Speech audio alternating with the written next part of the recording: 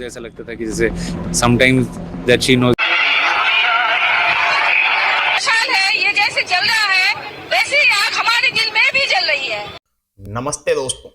2024 की सुबह एक ऐसी खबर सामने आती है जो पूरे देश को हिलाकर रख देती है।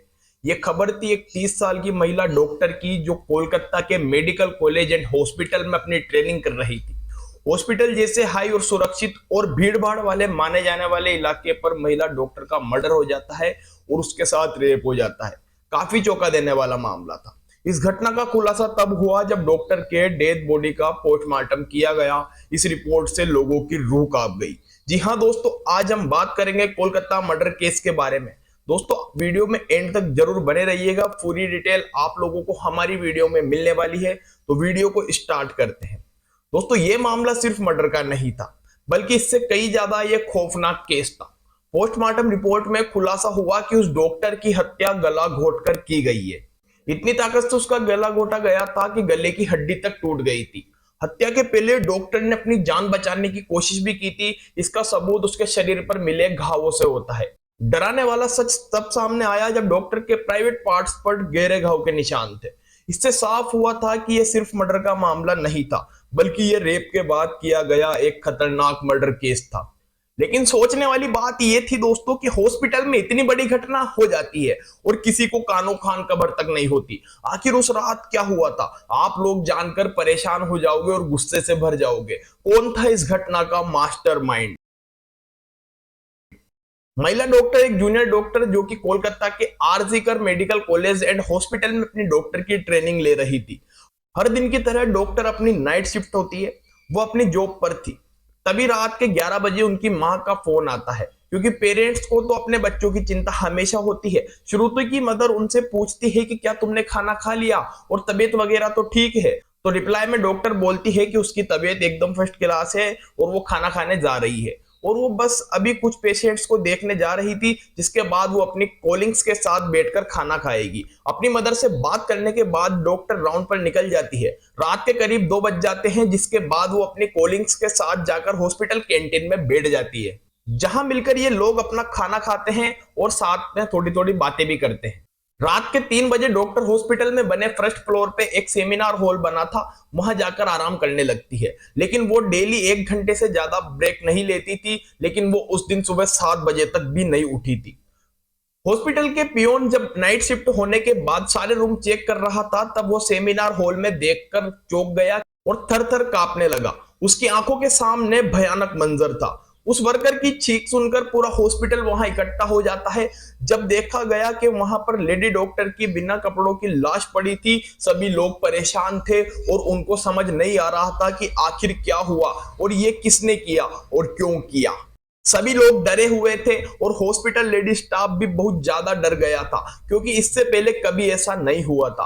और जब चेक किया गया तो डॉक्टर जिंदा थी और जल्दी से इमरजेंसी रूम ले जाया गया, लेकिन डॉक्टर उसे नहीं बचा पाए। लेकिन एक बात वहां पे देखने वाली ये थी कि कुछ लोग उस केस को नॉर्मल मर्डर केस की तरह देख रहे थे। हालांकि कातिल भी कोई सुराग नहीं छोड़ना चाहता था, क्योंकि वो लोग हॉस्पिटल का मैनेज स्टाफ था जो हॉस्पिटल की इज्जत को बचाना चाहता था।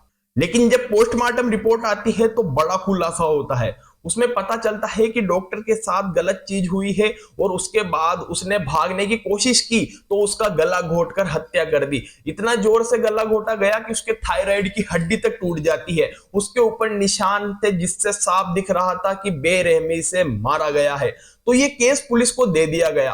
पुलिस मेडिकल कॉलेज के प्रिंसिपल संजय रॉय को गिरफ्तार कर लेती है। जब पुलिस से कुछ खुलासे नहीं हुए तो फिर इस केस को सीबीआई को सौंप दिया जाता है। सीबीआई ने संदीप घोष से 77 घंटे पूछताछ की। सूत्रों के मुताबिक घोष ने बताया कि उन्होंने मृतक का पोस्टमार्टम आरजी का मेडिकल कॉलेज में कराने का जोर दिया था, क्या कहीं और उसकी अनुमति नहीं दी थी। सूत्रों ने कहा घोष के जवाब को दोबारा जांच की जाएगी। डॉक्टर घोष इस मामले में 6 दिन से सीबीआई के सवालों का सामना कर रहे हैं। बुधवार को सीबीआई की टीम फिर आरजी कर मेडिकल कॉलेज पहुंची और पूर्व प्रिंसिपल कार की तलाश ली। कार के चालक से पूछताछ की गई। फोरेंसिक विशेषज्ञों ने वाहन की गतिविधियों का विवरण जानने के लिए उसकी जांच की। सीबीआई ने अस्पताल के अधीक्षक बुलबुल मुखर्जी नए उप प्राचार्य से भी पूछताछ की। वहीं रेजिडेंट डॉक्टर भी पीछे हटने को तैयार नहीं है और डॉक्टर घोष के खिलाफ मोर्चा खोले हैं। इसमें सबसे पहले सुप्रीम कोर्ट ने संदीप घोष की कार्यशैली पर सवाल उठाए थे और अस्पताल प्रशासन से लेकर सरकार तक को फटकार लगाई थी। इधर संदीप घोष पर अब लावारिस लाशों का सौदा, बायोमेडिकल कचरे की बिक्री, नियुक्तियों में अनियमितता, कमीशन, रिश्वतखोरी और आरोप लगे हैं। ये आरोप आरजीकर मेडिकल कॉलेज पूर्व उपाधीक्षक अख्तर अली ने लगाए हैं। उन्होंने हाई कोर्ट में याचिका दायर की है कि पूर्व प्रिंसिपल संदीप घोष के खिलाफ ईडी की मांग कराए जाने की उन्होंने मांग की है। आरोप है कि पूर्व प्रिंसिपल घोष कई अनैतिक गतिविधियों और भ्रष्टाचार में भी शामिल थे। छात्रों को जानबूझकर फेल किया जाता था, फिर पास कराने के लिए उनसे ढेरों पैसे लिए जाते थे। अस्पताल के पूर्व अधीक्षक अख्तर अली ने न्यूज चैनलों को यह बात बताई कि महिला डॉक्टर से हुई दरिंदगी मुख्य आरोपी संजय रॉय पूर्व प्रिंसिपल संदीप घोष की सुरक्षा में शामिल था और बाउंसर के रूप में काम करता था। यानी आरोपी संजय और संदीप घोष के बीच सीधे लिंक होने के आरोप लगाने से यह पूरा केस गहरता जा रहा है। अख्तर अली कहते हैं कि इस दरिंदगी के बाद जब मैंने आरोपी संजय रॉय की तस्वीर देखी तो याद आया कि यह शख्स संदीप घोष के 4 बाउंसर में शामिल था। मैं इसे संदीप घोष के साथ देखा था। अख्तर अली ने कहा कि जब मैं वहां कार्यरत था तब सेमिनार रूम या नर्सिंग स्टाफ के पास रात में किसी को भी जाने की इजाजत नहीं होती थी। हर पॉइंट पर सुरक्षा होती थी, सीसीटीवी कैमरे लगे थे, लेकिन रात में एक वॉलंटियर कमरे में घुस जाता है, इतनी बड़ी घटना हो जाती है। यह समझ से परे है कि इस चीज का कोई कैमरा रिकॉर्ड नहीं बनता है। हाई कोर्ट ने घोष की वो याचिका खारिज कर दी है जिसमें उन्होंने अपने बारे में मीडिया में खबरें प्रकाशित किए जाने पर रोक लगाने की गुहार लगाई थी। ममता सरकार ने जूनियर डॉक्टर की मांगों को स्वीकार कर लिया है और आरजीकर मेडिकल कॉलेज की डॉक्टर प्रिंसिपल सुहारिता पॉल समेत 4 वरिष्ठ अधिकारियों को हटाने का आदेश दे दिया है। राज्य के स्वास्थ्य सचिव एनएस निगम ने कहा है कि हड़ताली डॉक्टर की मांग के अनुसार आरजीकर हॉस्पिटल पे प्रिंसिपल डॉक्टर संदीप घोष को पद से हटा दिया गया है।